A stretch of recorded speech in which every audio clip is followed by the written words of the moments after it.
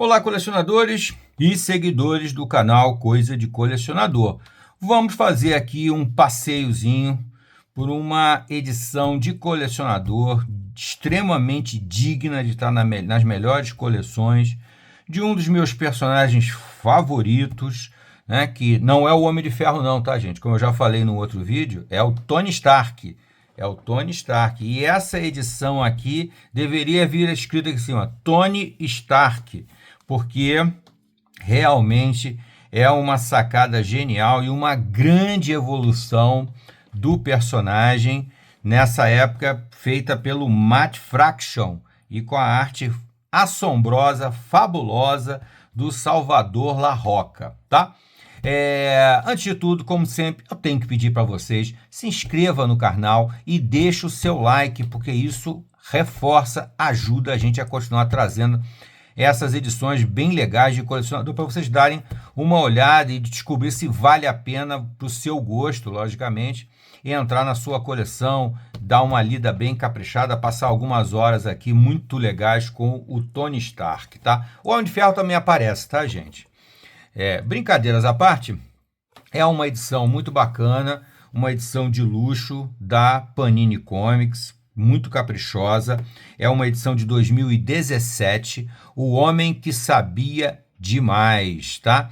Que se passa basicamente entre 2 anos. A fase do Matt Fraction, se eu não me engano, chegou a durar 4 anos. É muito tempo. Se não chegou a 4, chegou perto.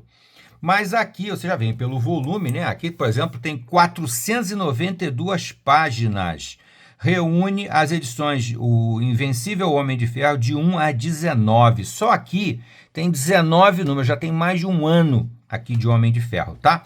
Essa fase aqui, se eu não me engano, a edição é 2017, mas essa fase aqui é 2010. Daqui a pouco eu vou olhar aqui e eu vou dizer para vocês. Mas essa fase se passa de uma forma sincrônica com 2 grandes sagas muito bem sucedidas, 2 boas grandes sagas da Marvel.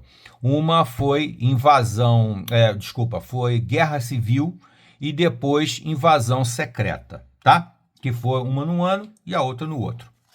2009 e 2010, se eu não me engano. Então aqui vem, logicamente, a Panini faz trabalho bacana, editorial.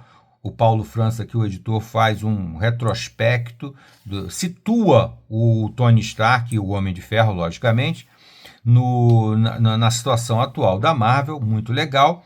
E aqui ainda vem um resumo dos últimos fatos. O relevante anterior a isso aqui foi o Extremis, do Warren Ellis, né? O Warren Ellis e do Adgranov. Adgranov fizeram um trabalho também extraordinário, muito marcante, na fase anterior do Homem de Ferro. E, paralelamente a isso, aconteceu primeiro a Guerra Civil, que vocês sabem que o Homem de Ferro foi, entre aspas, né, vitorioso. O registro de criaturas superpoderosas foi obrigatório, né? O Capitão América e o time dele, que era contra, foram derrotados, né? Passaram por uma certa clandestinidade. O Capitão América até acaba morrendo, né, naquele momento e tal. E o Homem de Ferro fica, então, como o poderoso, né? O Tony Stark fica como o poderoso, ele vira diretor da S.H.I.E.L.D., aquela coisa toda. E tem o registro dos superpoderosos. Primeira coisa a falar dessa edição é o trabalho extraordinário da arte do Salvador Larroca, tá? Sem dúvida nenhuma, um dos meus artistas favoritos, tá? Um artista extremamente, que eu chamo de retratista, um fotógrafo mesmo, que procura trazer para as imagens dele, para o visual dele, uma visão o mais realista possível. Ele é tão preocupado, ele é tão forte em fazer um trabalho realista, com fisionomias, que nenhum personagem tem semelhança fisionômica com o outro, que antigamente era muito comum na história em quadrinho, né? Aqui, o inimigo é o Stane, né? O Zeke Stane, que é filho do Obadiah Stane, e que vem para atormentar o Homem de Ferro, tá? O Tony Stark, né?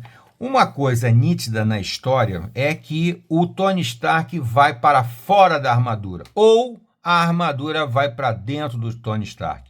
O que é muito simbólico, tá, gente? porque mostra que, na verdade, o personagem mais importante não é o Homem de Ferro. O personagem mais importante é o Tony Stark. O Homem de Ferro não passa de uma armadura, de um acessório do Tony Stark, tá? Então é um trabalho extraordinário, uma história muito empolgante, cheia de diálogos muito bem elaborados, muito ácidos, muito bem-humorados também, e com muito drama, com muita coisa inesperada, muita reviravolta.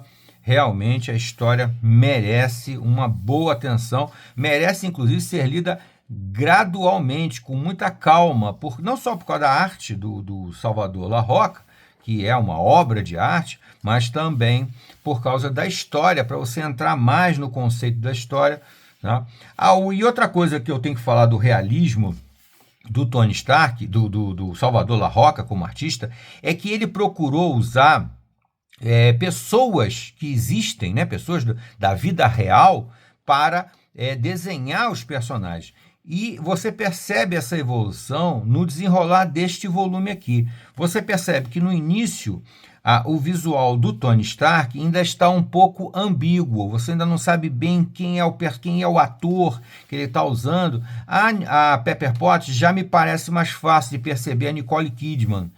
É bem mais fácil você perceber a Nicole Kidman. Já no Tony Stark, eu sabia o que ele queria, onde ele queria chegar, quem era o ator que ele estava querendo reproduzir no visual, nas emoções, nas imagens do Tony Stark.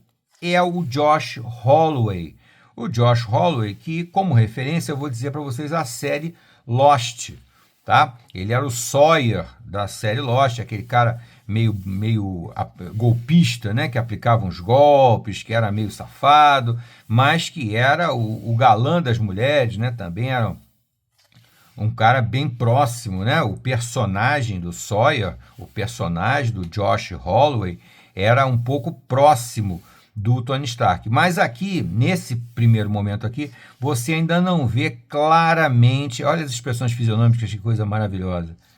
Espetáculo mesmo. Ainda não está muito claro, mas vai evoluindo e você vai cada vez mais percebendo a intenção dele de replicar no traço o Josh Holloway, o Sawyer da série Lost. Fez outros filmes também aí, filmes de ação e tal, mas o que eu estou me lembrando mais é do Lost, né? Porque eu acho que é o personagem que ficou mais marcante para ele. Mas você já começa a perceber alguns traços cada vez mais fortes. Ele foi estudando, ele foi fazendo um estudo do visual do ator, do Josh Holloway, e acabou cada vez mais se tornando a imagem do Tony Stark, muito bem disfarçada, digamos assim, porque o cabelo do Josh Holloway é o cabelo castanho e é um cabelo liso, né? E comprido, né? Normalmente o Josh Holloway usa aquele cabelo dele comprido, levemente comprido, né?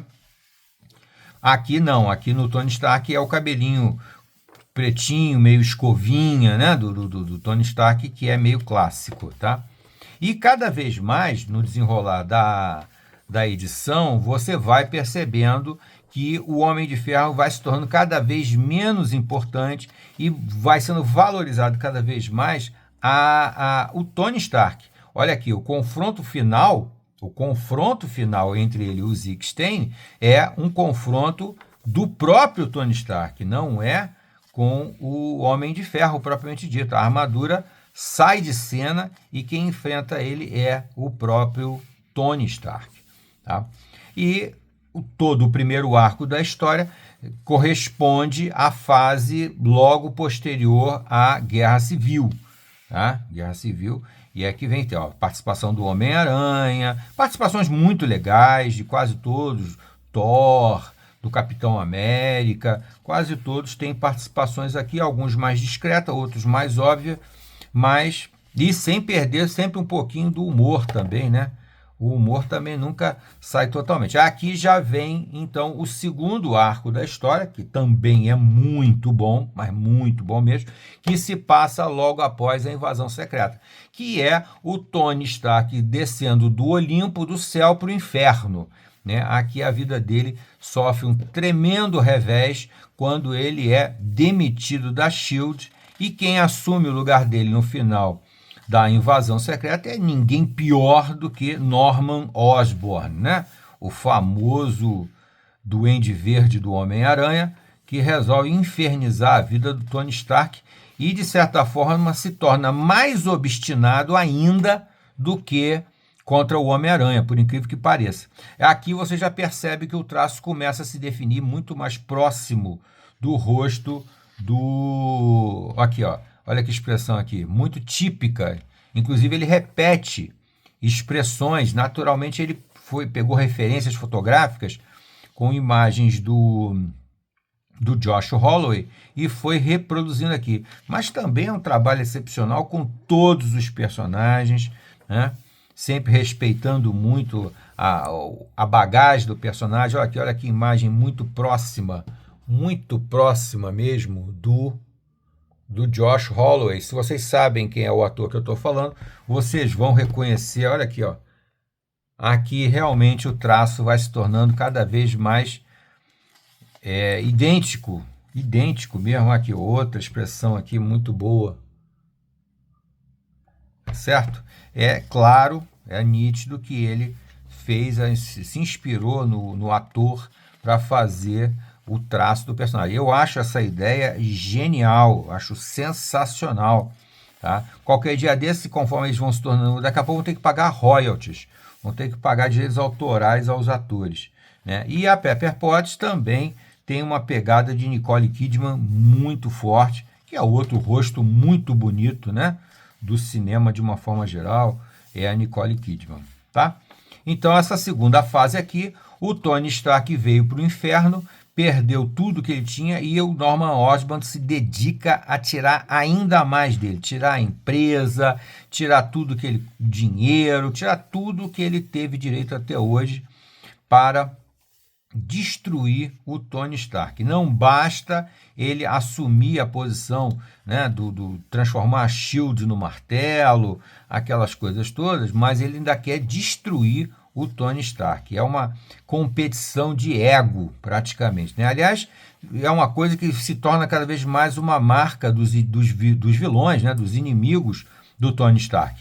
Essa vontade de derrubar ele como o homem mais inteligente do universo, né? mais inteligente da Terra, né?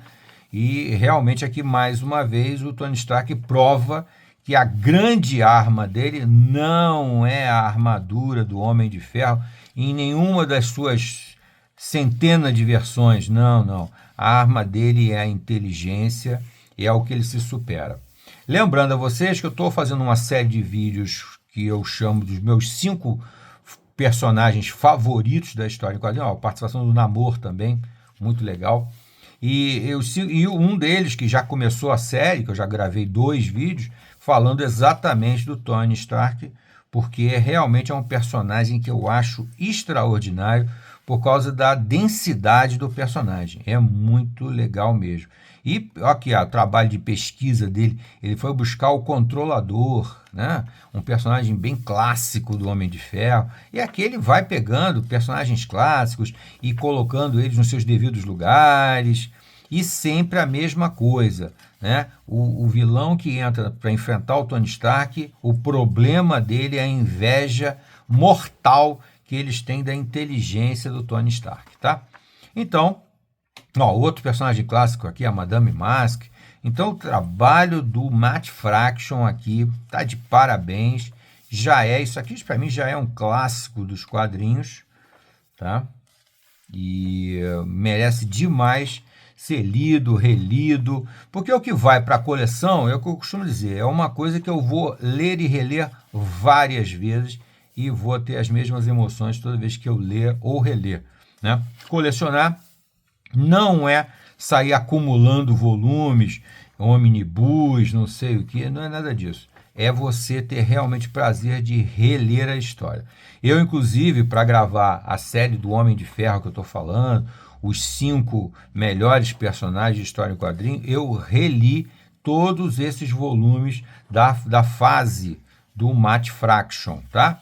reli todos eles. São 4 volumes, eu estou mostrando aqui o primeiro, tá? Mas depois eu vou gravar um vídeo mostrando os outros volumes. Eu vou dar uma adiantada aqui porque já deu para ter uma ideia da arte do Salvador Larroca e destacar essa questão da busca dele pela reprodução da realidade, que chega ao cuidado, ao detalhe de usar figuras. Olha como é que ela lembra Nicole Kidman.